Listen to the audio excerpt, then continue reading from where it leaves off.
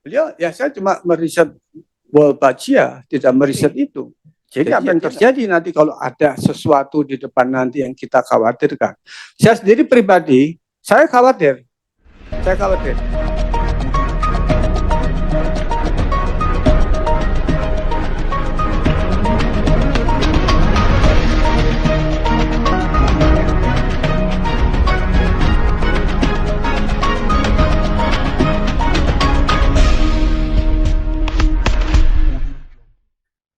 Oh, satu online.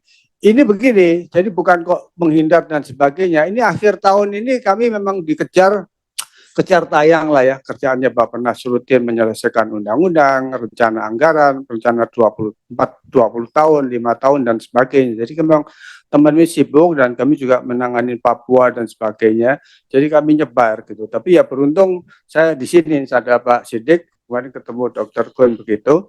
Jadi kita akan mendengar meskipun beberapa informasi kami juga sudah tahu gitu ya, tapi ada bagusnya teman-teman yang menyatakan. Jadi posisi Bappenas begini ya, ini barangkali banyak yang tidak tahu, dan itu kami juga akan menekankan seperti itu. Jadi tahun 2023 ini ada peraturan presiden, Bappenas itu menjadi ketua komite yang namanya Manajemen Risiko Pembangunan Nasional. Ya, jadi pembangunan nasional dikelola risiko-risiko apa yang dihadapi. Itu baru bulan Maret kalau nggak salah 7 Juni. Jadi kami sedang menyiapkan tim yang bisa menangani manajemen risiko secara benar, secara proporsional gitu. Jadi sudah ada beberapa kita latih, ada 90 orang lintas disiplin, mungkin juga ada yang mendengar. Ibu Andri juga salah satu yang ikut gitu ya. Saya juga ikut di situ. Lalu ada program sertifikasi. Jadi kami sekarang ya sedikit banyak tahu bagaimana mengelola manajemen risiko pembangunan nasional ini. Dalam Perpres itu satu hal yang saya catat penting, tujuan adanya manajemen pembangunan risiko ini adalah dalam rangka mengelola monitor kalau ada inovasi di dalam kebijakan publik. Ya, ada inovasi dalam kebijakan publik. Saya baca siaran persnya dari Humas Kemenkes, si Wolbachia namanya susah amat sih gitu. Wolbachia ini itu adalah salah satu inovasi teknologi.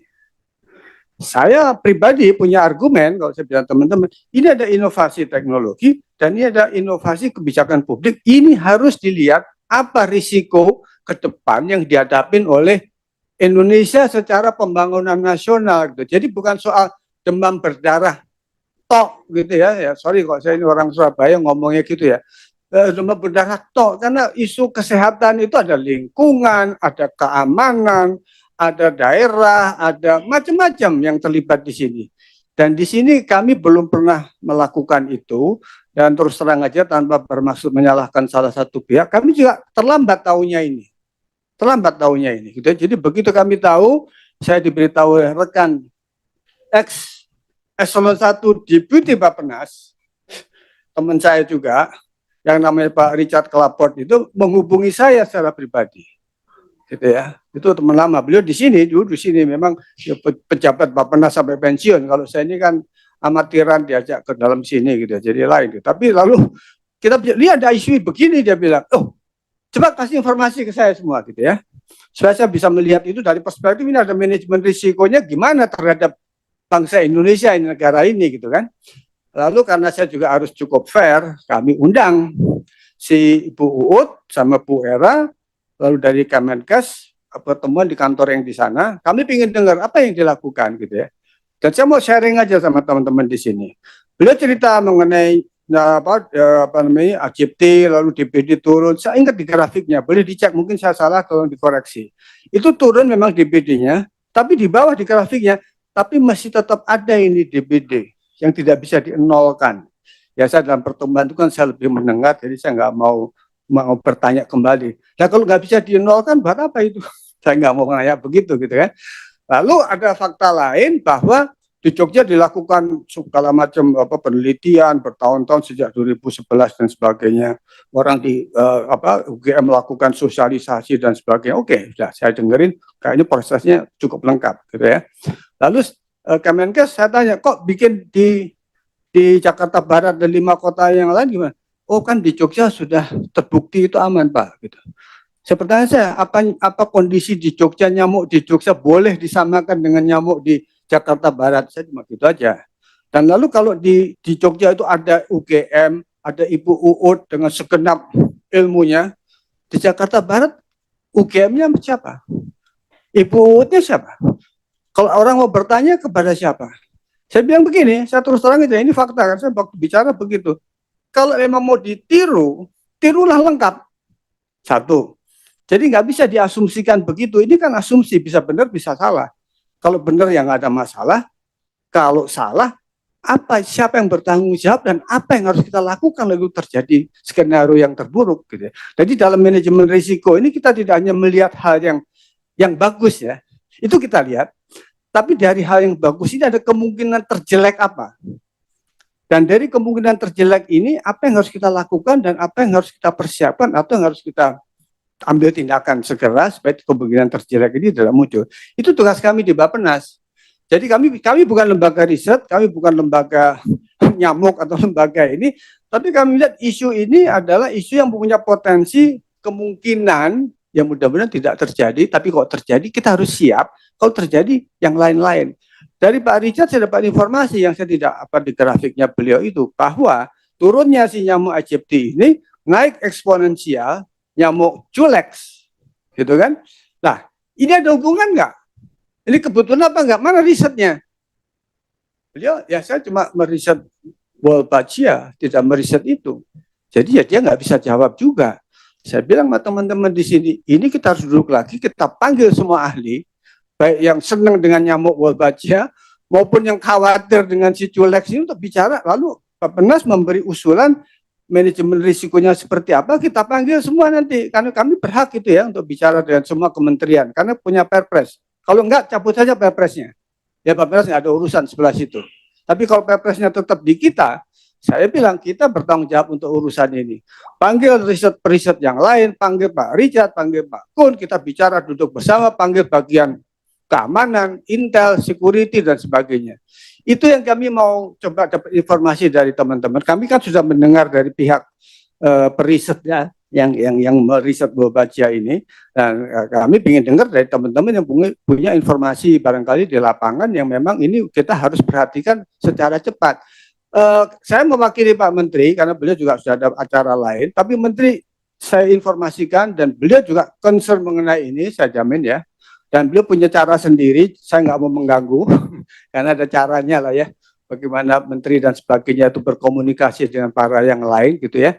Jadi biar ke sana, tapi kita beri informasi bahwa situasinya seperti ini. Jadi kami ingin mendengar dari teman-teman semua, silahkan sampaikan apa saja, kami akan catat, kami rekam, menjadi bahan masukan. Kami dengar dari peneliti UGM begini, tapi kami dengar dari yang lain begini. Jadi apa yang terjadi nanti kalau ada sesuatu di depan nanti yang kita khawatirkan. Saya sendiri pribadi, saya khawatir. Jadi ini pendapat saya pribadi ya, jadi bukan pendapatnya Bappenas. Saya kan juga orang yang ya sedikit banyak, walaupun sudah paling tua di kantor ini masih diberi bisa mikir gitu ya. Yang membiayai riset ini siapa? Ya kan? Ya kita sebutnya Bill Gates lah. Bill Gates ini dibuka di web, saya tahu sebelum ini, dia 88% membiayai WHO. Buka webnya, saya lalu searching ya, saya dapat itu, saya searching, saya belajar. Ya, banyak yang mengkhawatirkan kalau WHO ini bergantung pada satu swasta, ini akan mempengaruhi kebijakan yang dilakukan oleh WHO. Itu ngomong bukan saya, loh. Banyak ahli di luar, dibuka aja website agak teliti, begitu ketemu, kalau mau informasi saya punya. Jadi kita perlu agak, ini siapa kok ada orang asing, gitu ya, membiayai besar-besaran. Lalu begini, saya tanya sama Ibu UGM, Ibu diajarin nggak di UGM untuk memasukkan Wolbachia di nyamuk di Jogja gitu, sehingga itu dibesarkan di sini? Jawabannya, nah bagaimana? Itu susah, itu metodenya bisa, memang betul susah. Jadi kami datangkan nyamuk yang dari Australia.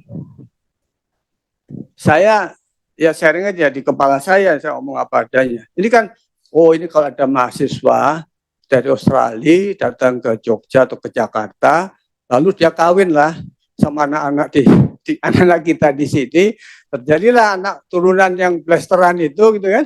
banyak, bisa ribuan, bisa jutaan. Saya nggak ngomong aja, saya ngomong di sini ada di kepala saya. Kalau yang orang Australia itu mengidap HIV, anak turunnya yang blasteran di kita ini HIV semua, gitu kan. Siapa yang menjamin dan apa yang itu tidak ada terjadi seperti itu? Udah saya periksa dia, pemeriksaan sebentar. Jadi banyak pertanyaan, Bapak Ibu sekalian, di kepala saya banyak pertanyaan. Karena itu begitu dokter Kuni saya ajak ini waktu ketemu dengan Ibu U dan sebagainya, karena saya juga perlu ada pendamping yang lebih paham seperti itu ya, waktu kita pertemuan di kantor Bappenas yang satunya.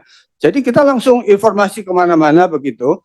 Tapi Bapak Ibu sekalian ya, kami ini lembaga pemerintah begitu ya. Jadi ada protokol kerja, ada etika kerja yang itu membatasi birokrasi. Suka nggak suka birokrasi ya begitu itu gitu ya.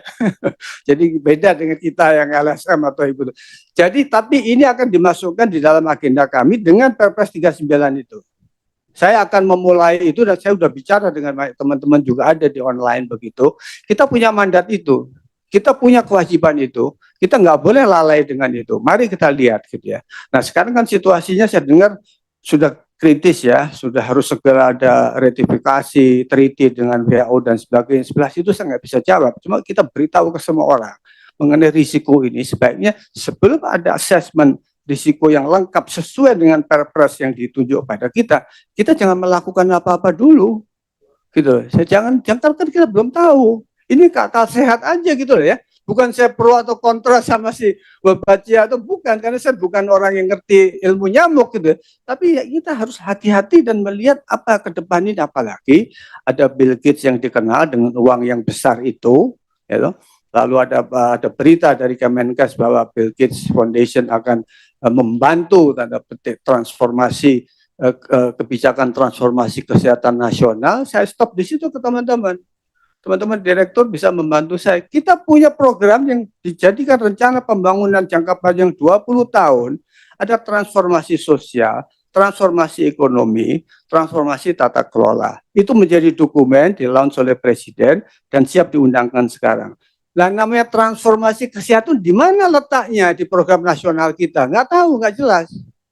Ya kan? Lalu peranan lembaga swasta apapun ya, Bill Gates maupun teman-temannya yang lain, apa perannya di sini? Nggak bisa ini jalan sendiri di luar apa yang sudah diundangkan dan menjadi keputusan negara gitu. Ini jadi ada ekstra negara yang bermain di domain negara ini.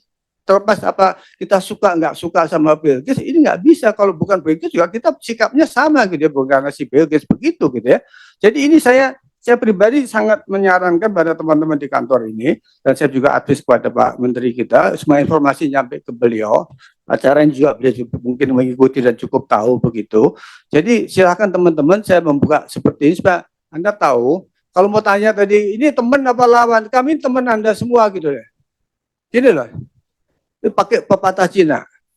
Satu lawan itu sudah terlalu banyak, 1000 teman masih kurang. Minimum saya bilang Anda punya satu teman ini. Ya, jadi ayo kita bareng-bareng. Kami nggak punya channel ke bawah, karena Bappenas sih bukan eksekusinya di Kemenkes. Gitu. Jadi kementerian lembaga yang teknis itu yang menjalankan, kami membuat plannya. Kalau transformasi kesehatan, di mana masuknya di rencana kita? Saya akan bertanya sederhana aja. Di mana ini? Lalu di dalam transformasi kesehatan apa tadi? Nyamuk kayak kecoa kayak gitu kan? Apa itu? Di mana letaknya gitu? Saya ingin tahu, dan itu informasi itu kami tidak punya. Dan segera setelah ini para deputi yang berhubungan akan mengontak, menghubungi Kementerian Kesehatan, bicara dengan para dirjennya dan mungkin menteri sendiri, barangkali Pak Menteri kontak, saya nggak tahu, saya nggak mau menyuruh menteri saya melakukan pekerjaannya, tapi percayalah gitu, beliau bukan orang lain gitu, beliau juga tahu isu ini, beri kesempatan untuk melakukan dan kita lakukan di sebelah sini. Jadi gitu Dr. Gun, jadi saya terima kasih Anda datang, kalau enggak kami juga jadinya saya nanti kedengaran sentimen aja gitu sama Bapak Cia atau sama Bapak Buut bisa marah-marah saya, kok Pak Kemal kok menyerang saya begini gitu. Jadi saya juga harus agak hati-hati. Tapi kalau teman-teman yang menyuarakan, loh ternyata suaranya barangkali sama saya itu kebetulan aja gitu kan, informasinya sama gitu, tapi bukan suara saya sendiri gitu kan. Saya kasih catatan satu, saya tanya teman-teman saya yang melakukan riset penelitian di juga salah satu universitas. Ini kok saya ada berita Culex naik sehingga terjadi Japanese apa namanya infetalitas itu. Nah itu saya suka ngomong ya dari dulu. Pokoknya penyakit yang bikin rusak anak kita gitu kan. Nah, saya tulis yang di detek kampung itu saya tanya, dijawab sama dia peneliti itu. Oh profesor dia, itu hoax katanya. Loh kalau ini hoax, you jawab dong dengan fakta yang benar, jangan didiamkan. Kalau ini benar hoax, yuk bertanggung jawab. Jangan cuma karena saya tanya, lu jawab hoax. Ini terangkan, apa alasannya, buktinya yang mana. Jadi rakyat ini juga tahu mana yang hoax, mana yang tidak hoax. Dia nggak jawab lagi. Jadi ini apa sih ini gitu loh.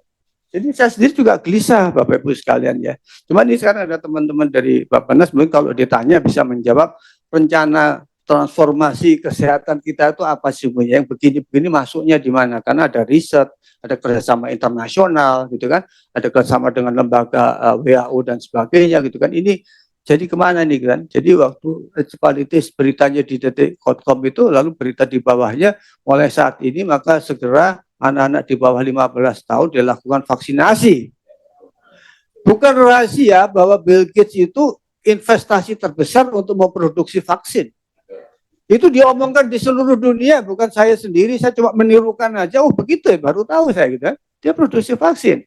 Dan saya punya link website satu lagi di Thailand itu, udah agak lama, ada lembaga vaksin apa virus dari Thailand bilang, oh ternyata kalau kita investasi di vaksin, itu dapat keuntungan 16 kali lipat bekerja sama dengan Bill Gates.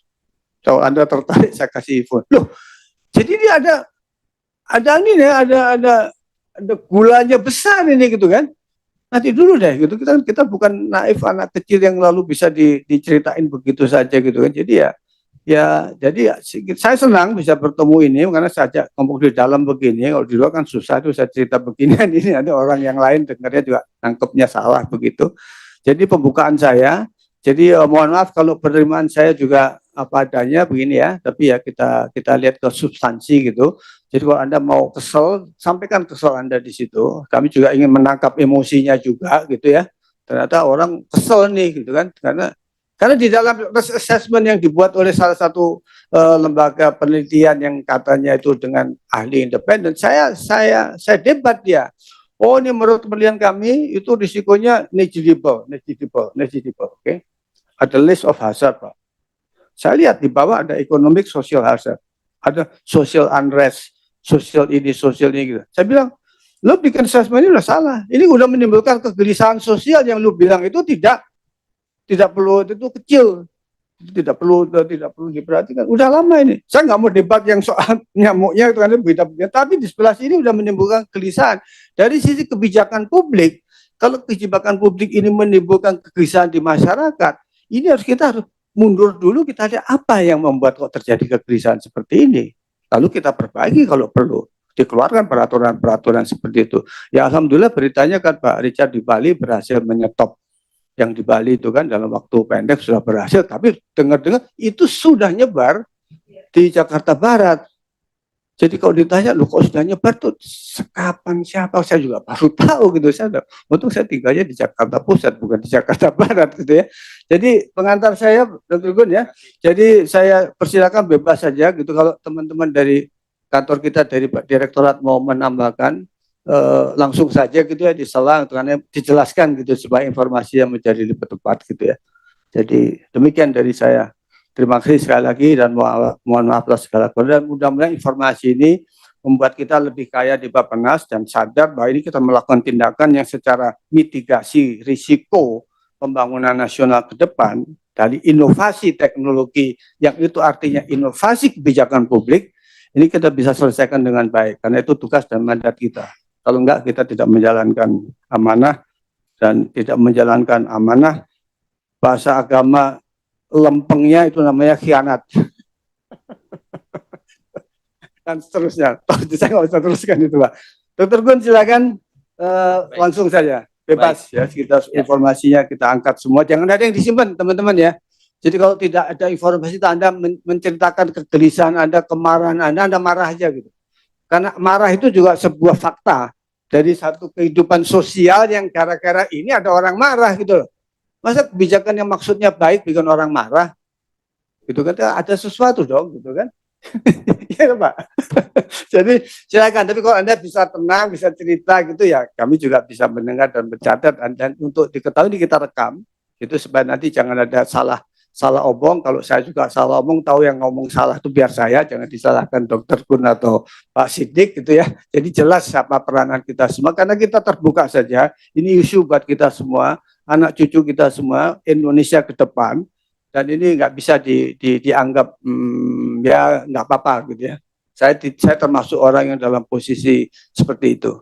Itu yang lain punya posisi lain, silakan masing-masing boleh punya pendapat. Tapi saya pegangan Perpres 39 selama itu menjadi mandatnya Bappenas.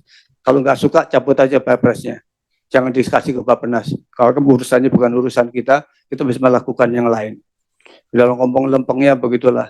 Mohon maaf atas keterus terangan dan bahasa saya yang tidak sopan barangkali. Tuban Bojonegoro bareng apa ini soalnya. Monggo.